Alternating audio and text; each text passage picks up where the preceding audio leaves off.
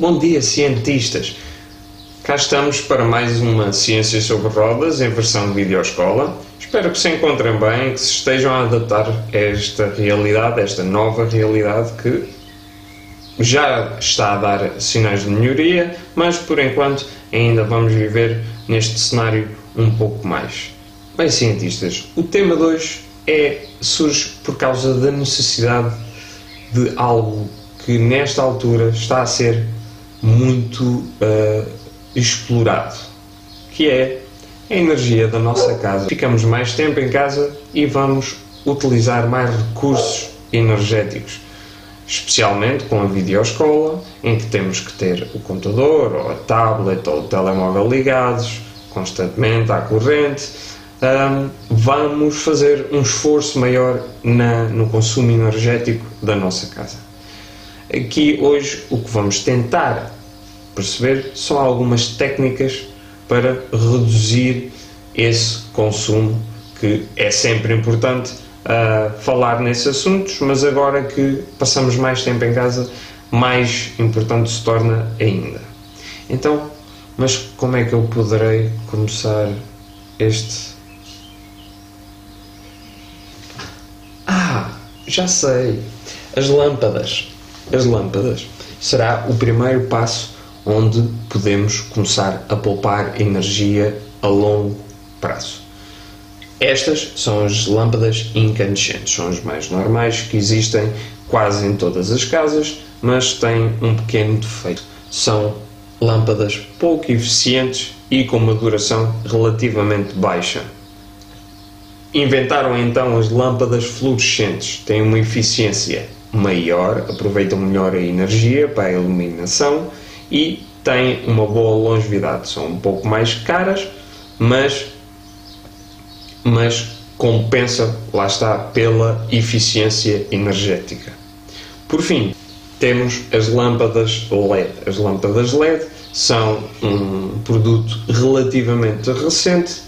Para além de consumirem menos que as fluorescentes, têm uma durabilidade maior do que as fluorescentes e as incandescentes, e no mercado até já existem lâmpadas inteligentes de LED que podem programar as horas do dia em que estão ligadas, permitindo ter uma maior gestão do consumo energético no que diz respeito só às lâmpadas. Passando para outro tipo de conselhos, nós temos vários aparelhos espalhados pelas nossas casas em que a maioria está constantemente ligado à corrente.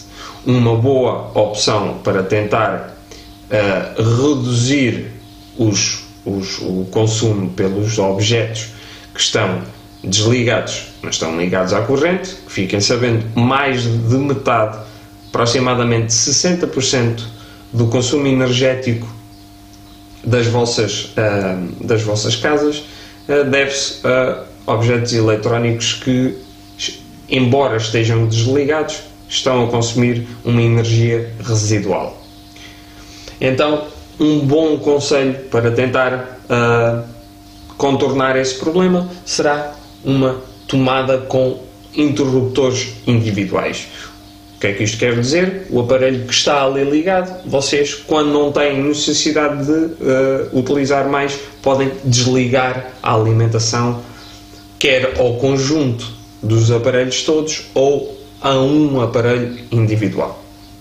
O terceiro aspecto que vamos observar será a etiqueta energética. A etiqueta energética vem em quase todos os aparelhos eletrónicos domésticos, e isto diz a eficiência energética desse aparelho. Eles vão numa escala de letras de A até G. E com o tempo e com o avanço e a preocupação da tecnologia na eficiência energética, arranjaram-se ainda mais 3 escalões. O A+, o A++ e o A+++. Como é que podemos entender esta etiqueta? Ora bem, nessa escala, o A+++ será um eletrodoméstico, um aparelho eletrónico com o máximo de eficiência energética, ou seja, gasta muito pouca energia. conforme vamos subindo no abecedário, o E, neste caso, será o com a pior eficiência energética, ou seja, com desperdício de energia. Vocês podem ver estas etiquetas nos próprios aparelhos e na altura de comprar qualquer novo eletrodoméstico, especialmente frigoríficos, fogões, cilindros para aquecer a água, é muito importante olhar para esta etiqueta. Mas o último passo, e se calhar o mais importante, será entender os nossos hábitos com a utilização dos aparelhos eletrónicos.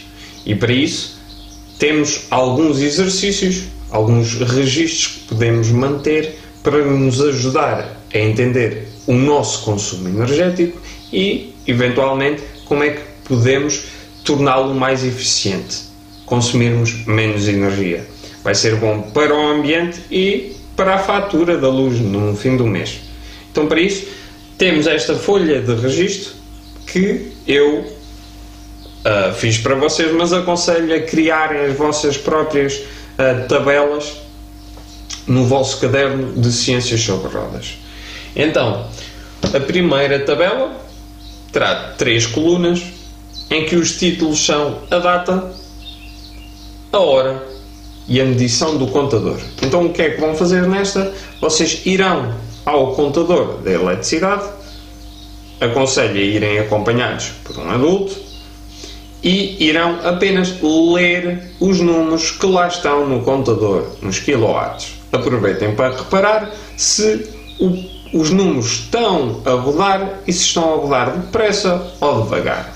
Com a ida ao contador, irão apontar a data em que foram, a hora em que tiraram a leitura e os números. Aconselho a fazerem esta leitura 3 vezes por dia. Uma pela manhã, uma perto da hora do almoço e outra pelo fim da tarde ou à noite. Isto vai-vos perceber em que período do dia é que consomem mais energia.